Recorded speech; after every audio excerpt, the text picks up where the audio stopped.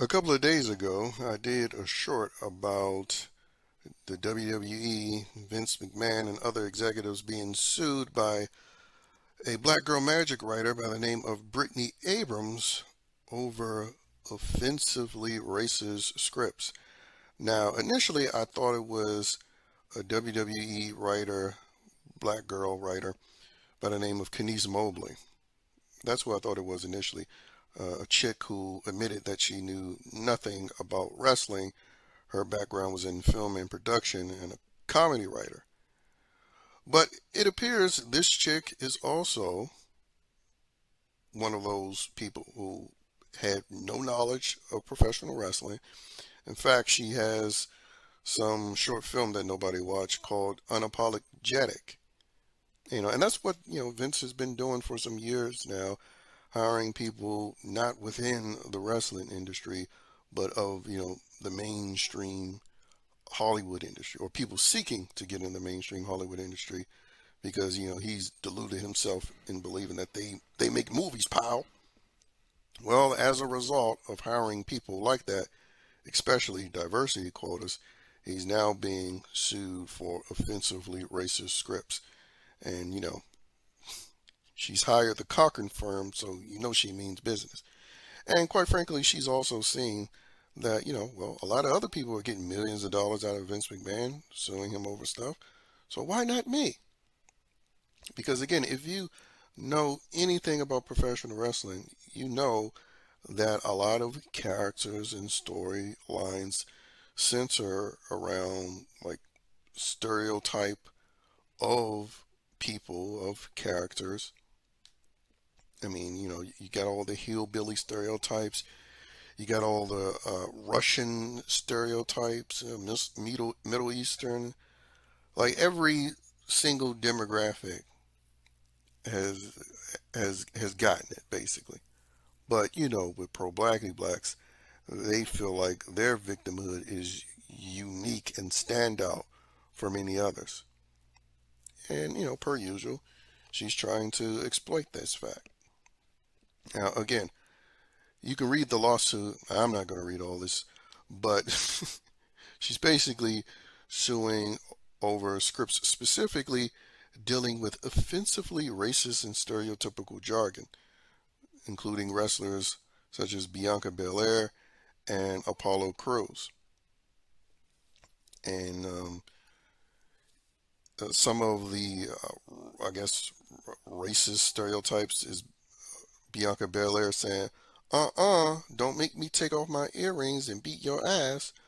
Or Apollo Crews when he had a stereotypical and exaggerated Nigerian accent.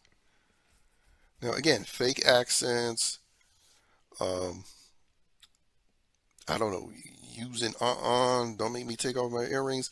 Again, that's shit that Negroes do unto themselves, especially when you see these so-called black movies. And because you also complain about a black male wrestler dressing in drag. And again, the last time I checked, especially when you're talking about black women, their favorite is Tyler Perry. And he's made a career off of playing Medea. And they love supporting him.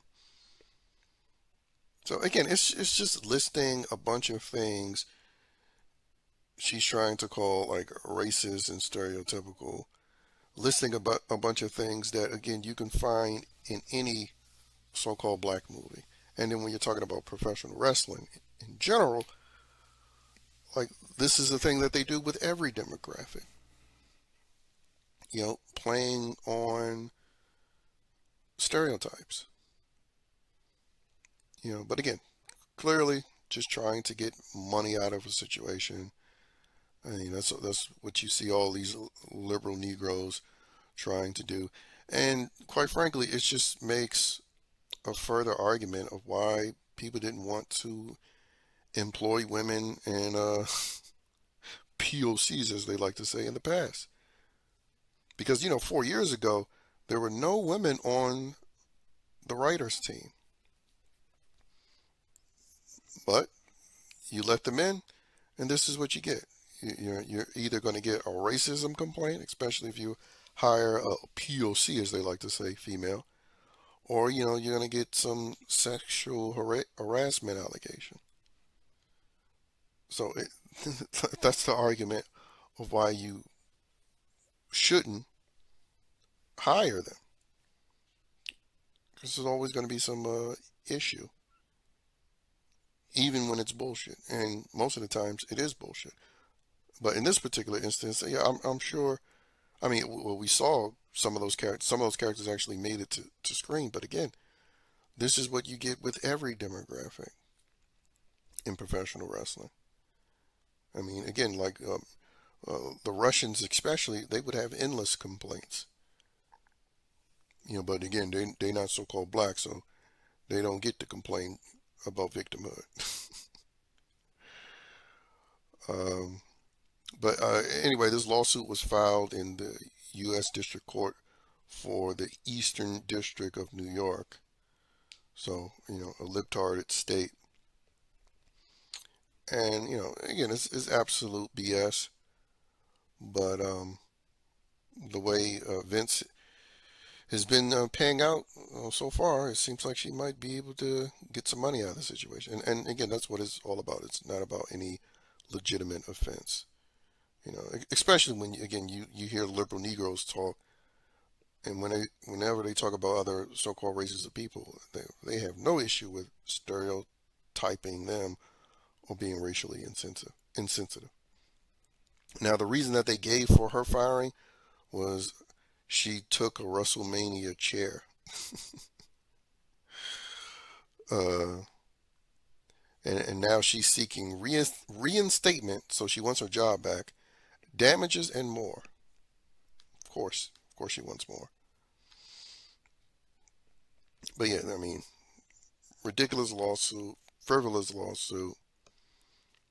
But this is what you get when you encourage and enable victimhood in society.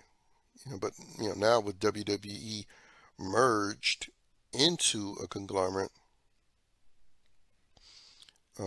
Endeavor being the company, which also owns UFC.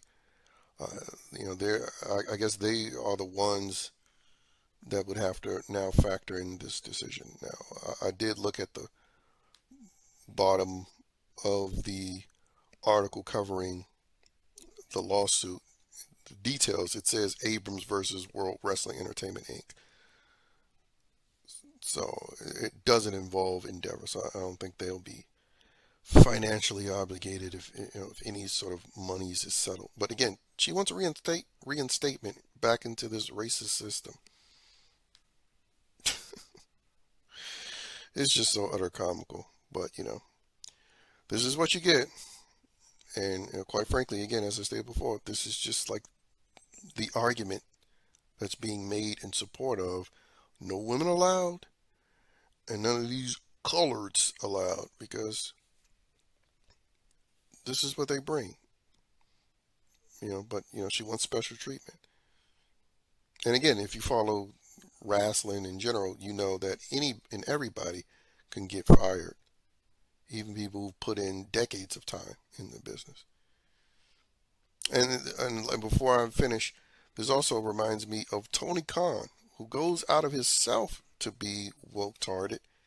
Tony Khan even got accused of being racist by, of course, a black girl Magic.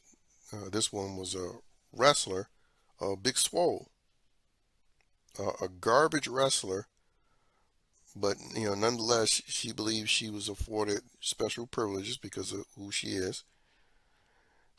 And she even accused Tony Khan of being a racist. Who, again, he's a so-called POC himself, who goes out of his way to be as woke-tarded as possible. So, again, it's just another example of why you should never enable or engage these liberal Negroes. In fact, you should make every chance you can just to get away with them, or get away from them and stay away.